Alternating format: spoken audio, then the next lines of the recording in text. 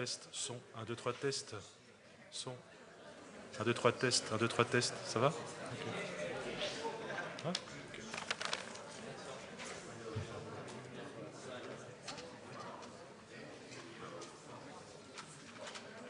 1, 2, 3, test, son, 1, 2, 3, test, son.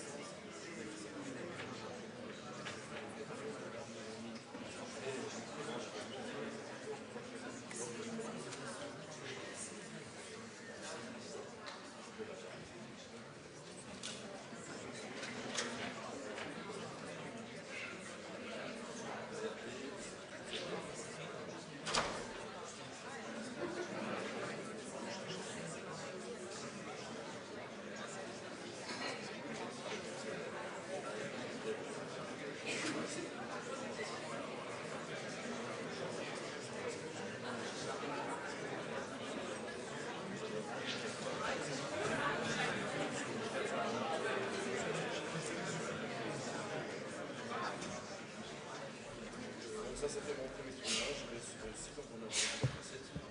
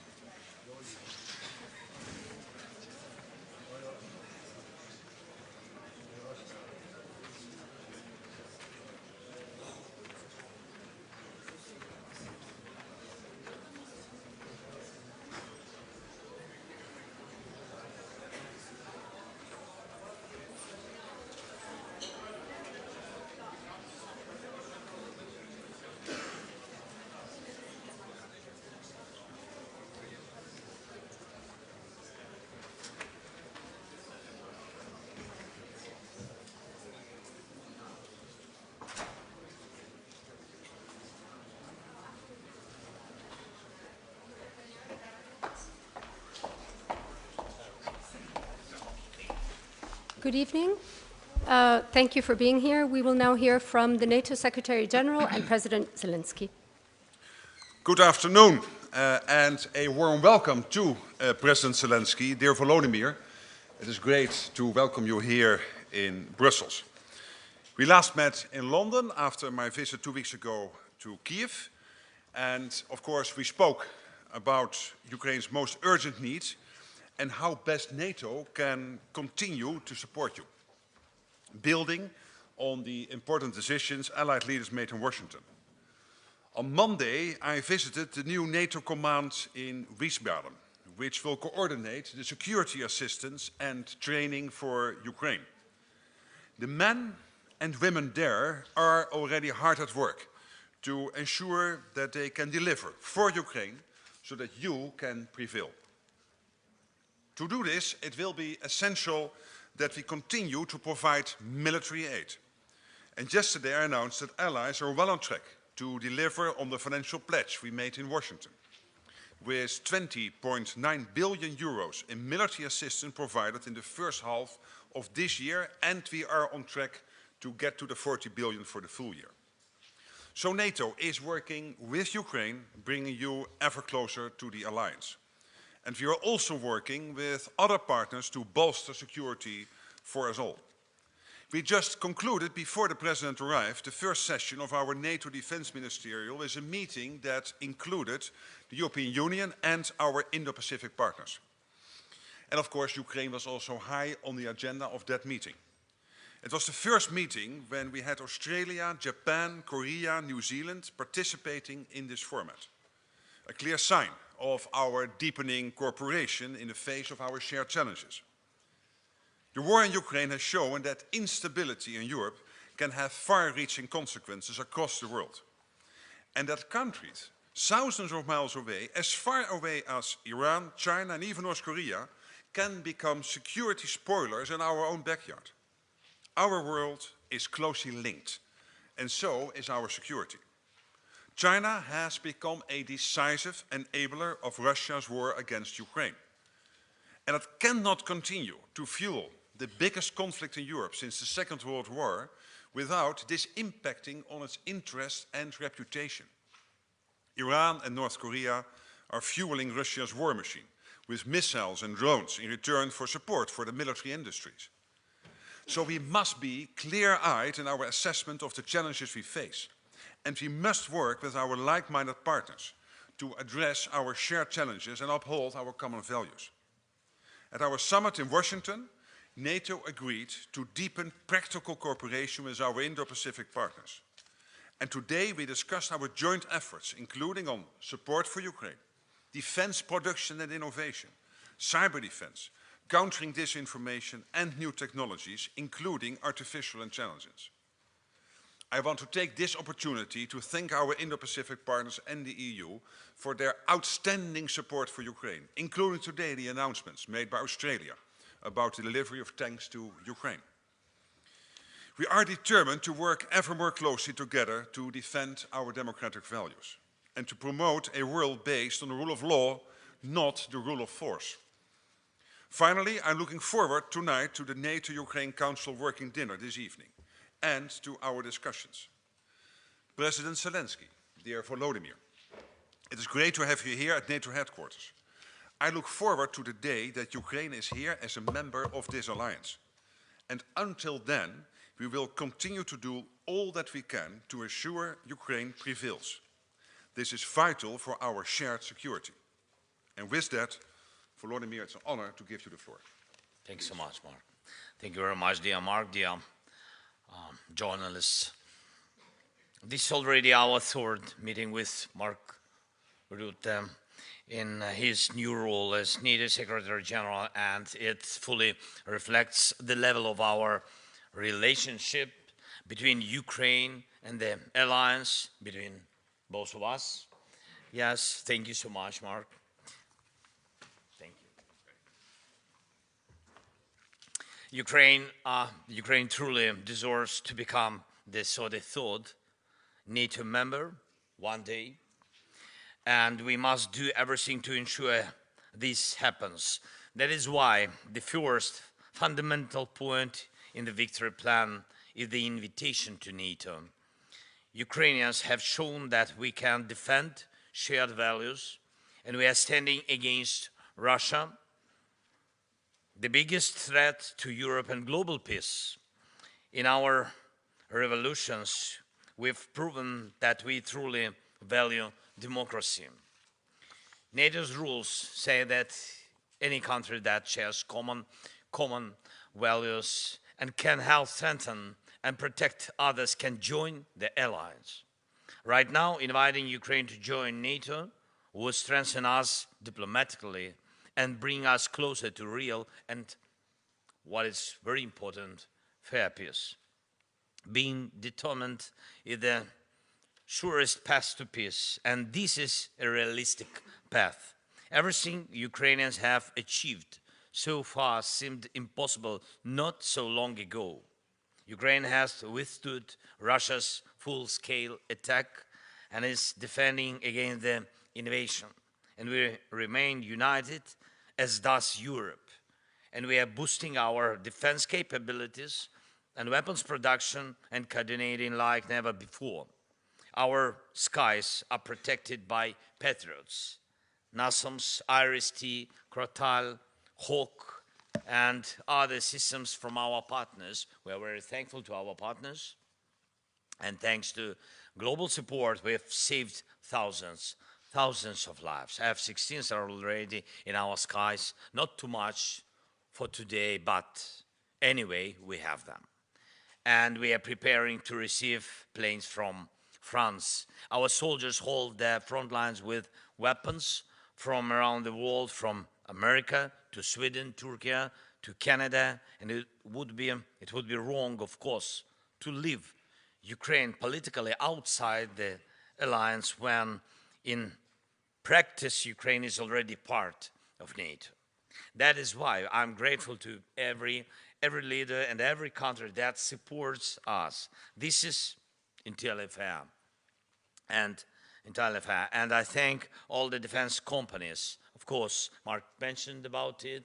It's so important from partner countries that have already come to work in Ukraine and are producing weapons on our soil or in cooperation with us, with our companies. And I thank everyone helping to rebuild our infrastructure after Russian attacks, especially now before winter, difficult winter.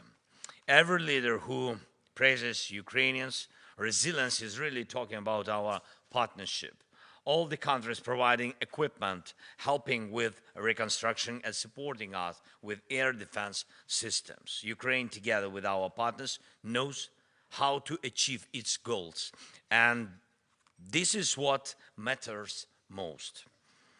There are commitments made at the NATO summit in Washington in July, and we are still waiting for those commitments to be fulfilled, but we are thankful to our partners. It's very important to deliver on what is announced in support packages swiftly. And lives of our soldiers at the front depend exactly on it.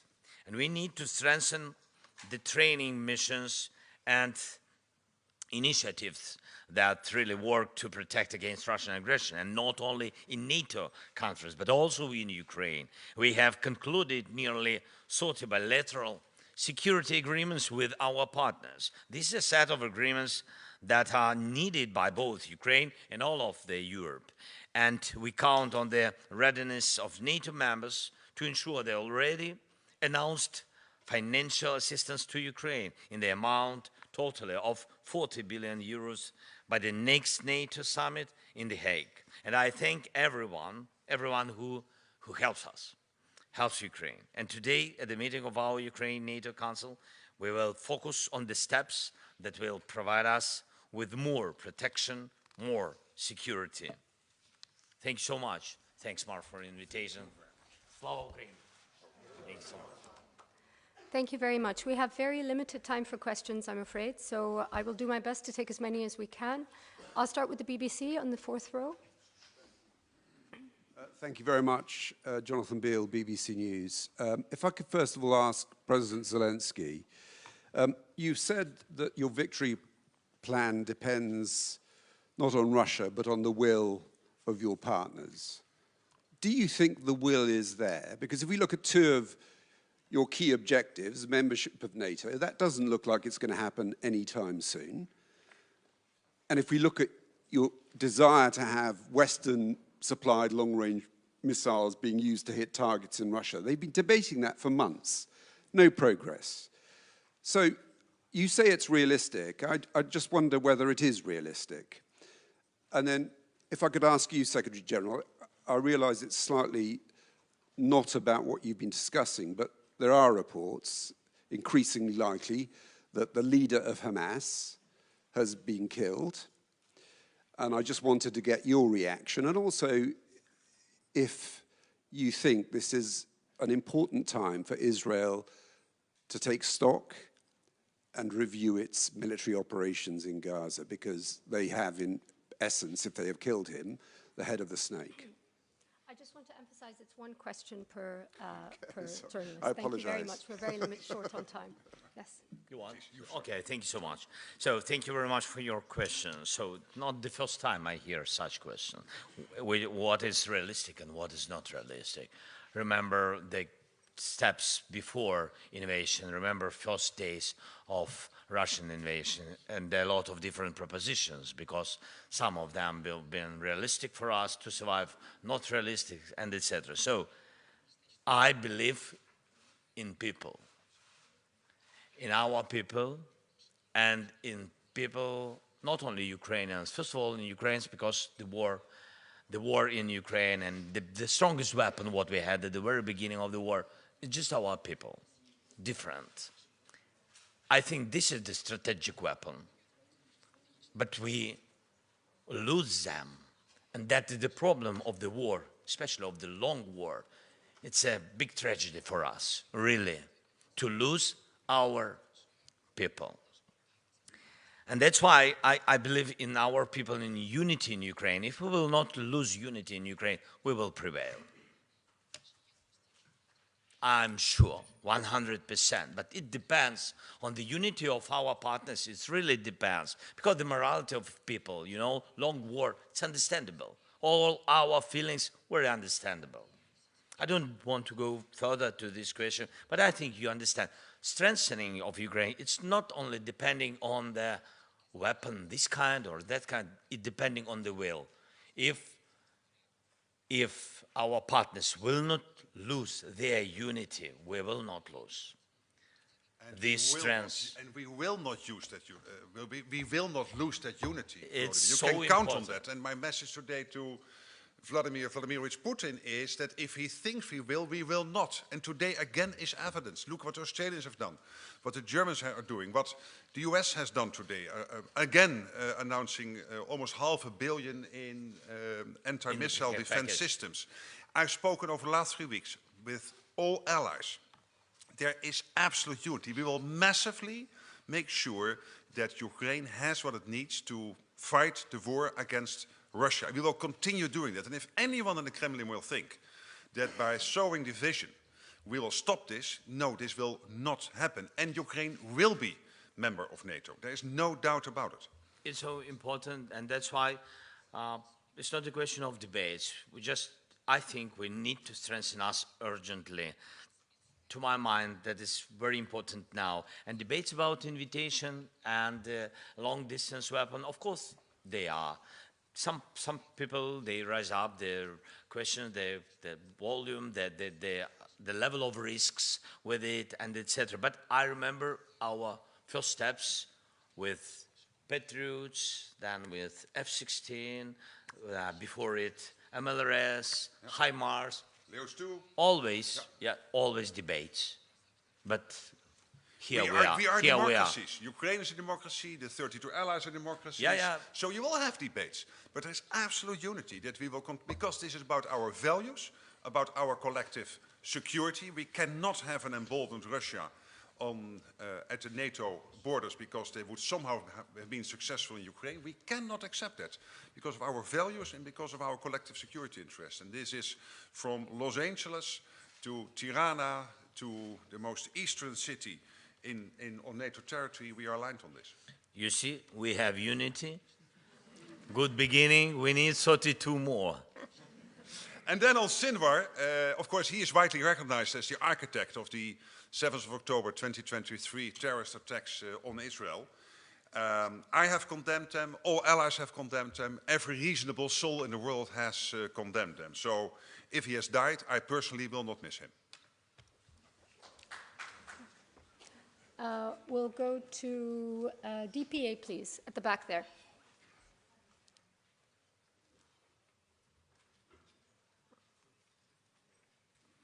Thank you very much. Ansgar Hase, German press agency, DPA.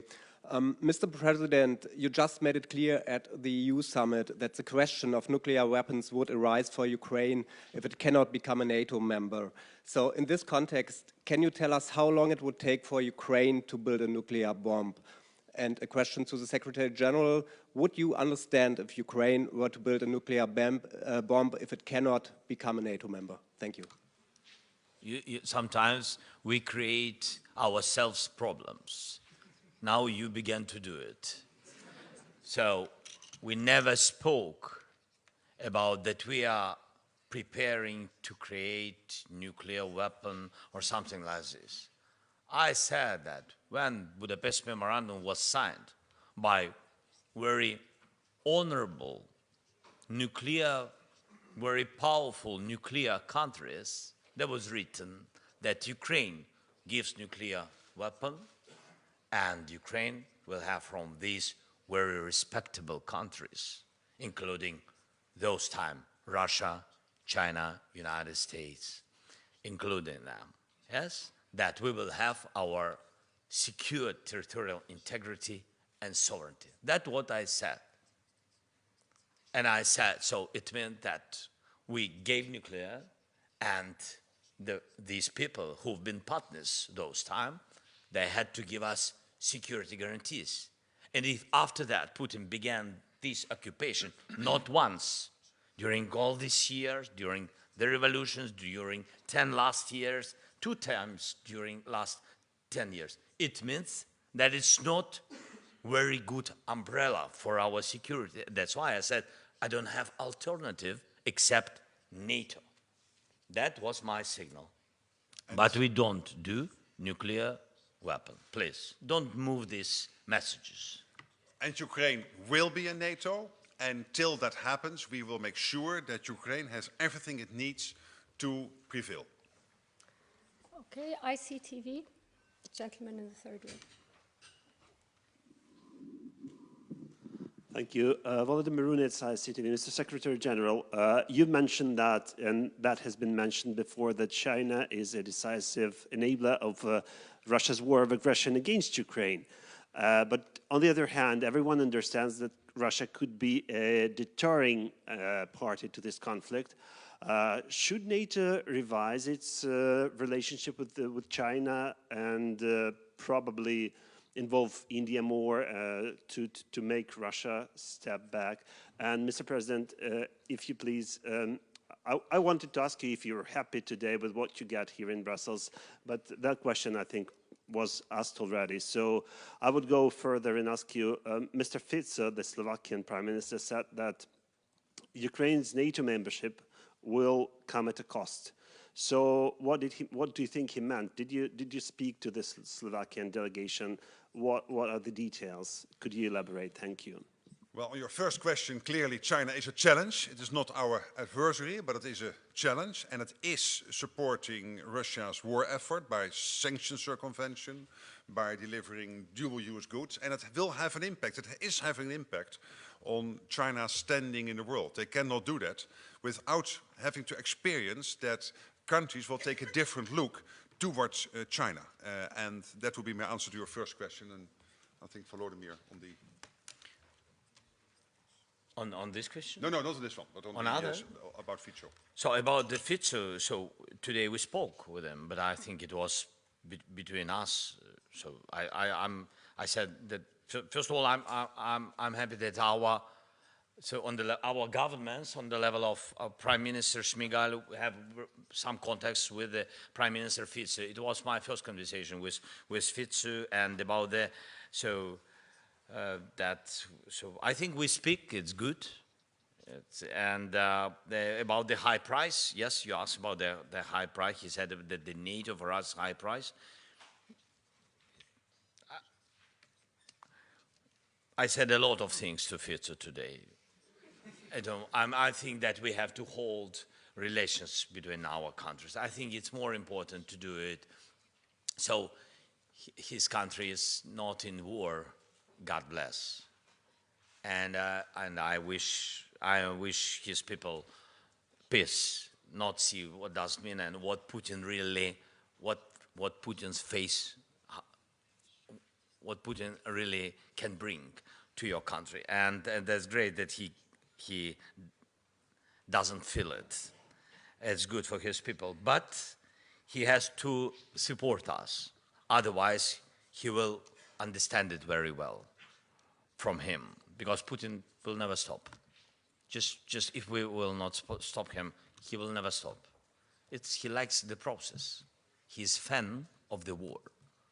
I gave today the example, very interesting example, when we tried to save our north part and went through their border in Kursk region.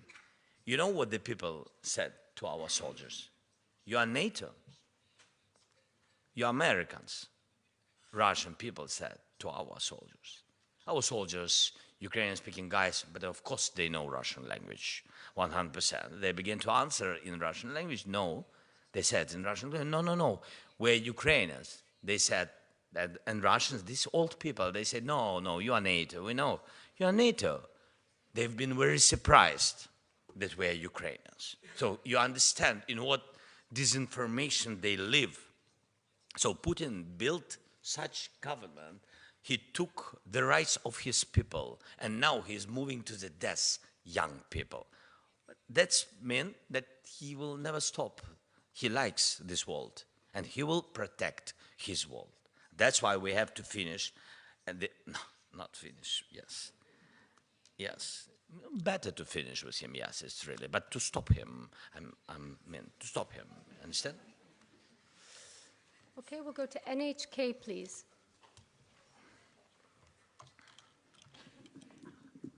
Thank you, Secretary General. I would like to ask about the IP4 discussions you had. What would be the takeaways you could share with us concerning China with the discussions you had today?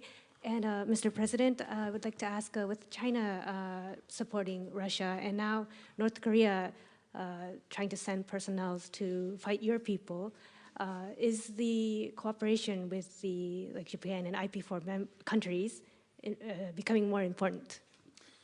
We had a very good meeting with the 4 countries, Australia, New Zealand, South Korea, and indeed Japan, very much being at the table. It is a strong partner with NATO, and the IP4 is a strong partner for NATO. And we discussed, of course, Ukraine. We discussed how what is happening in Europe is impacting on in the Pacific, and the security situation in the Pacific. Impacting, of course, on the Euro-Atlantic, so also on NATO, and that we need to really build that relationship. And this is not only about China. This is, of course, a broader debate and a broader discussion. And what we agreed is that we particularly want to deepen that relationship in the areas of industrial production, because this is an issue for every one of us, to ramp up industry production, I mean defense industry production, innovation, but also how do we deal with hybrid threats, cyber threats. And on all these issues we will strengthen the cooperation between the 4 and NATO allies. Okay, and a final question to the Sydney Morning Herald. 3rd row.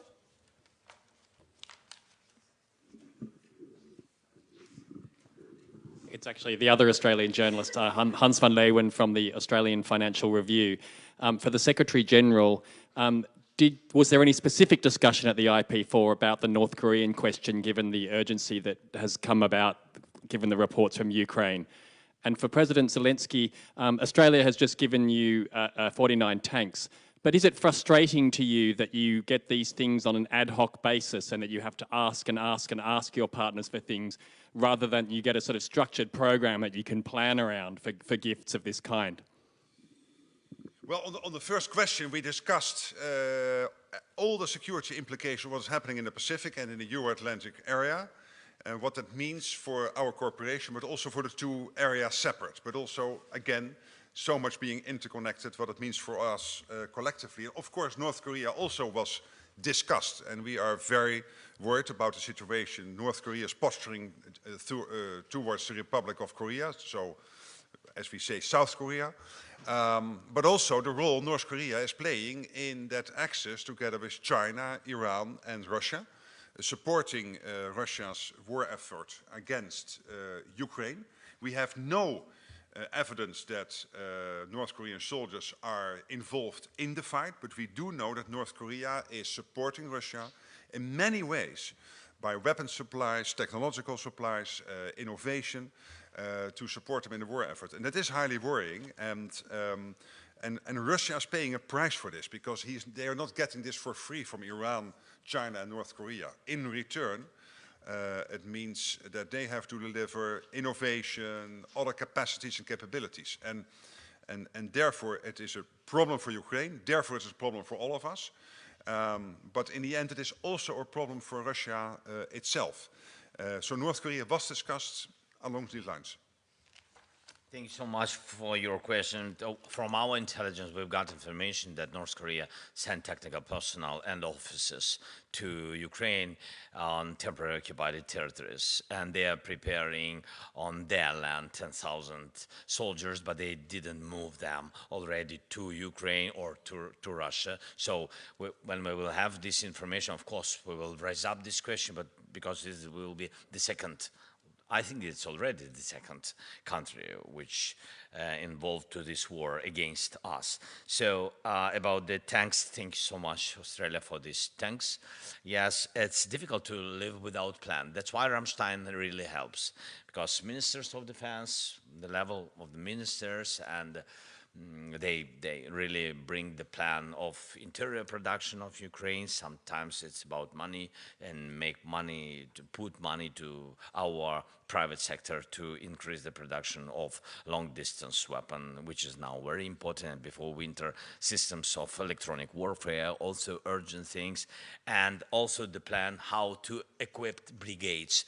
This is the best plan what we can have, really. So our messages to all the countries: just equip brigades, they can be resourced, and they can change our guys who are tired. Some of them are tired. We need to change them on the battlefield. That's why we need this resource, well equipped. And this is the signal how to have real plan. Then about Japan, just to finish, because you asked me, I'm very thankful to your country. And really, we found during this war very strong partner. From all our people, please, big thanks to your society. Go through the winter in Ukraine. It will be the third one, but we had experience of two, with blackouts, with all these challenges, and without the help of partners, where Japan supporting us with energy during such cold and dark winters. So without such partners, we couldn't survive. So we are very thankful to you for all support that Japan provided for us. Thank you. Thank you very much. That's all we have time for. Thank you. Thank you.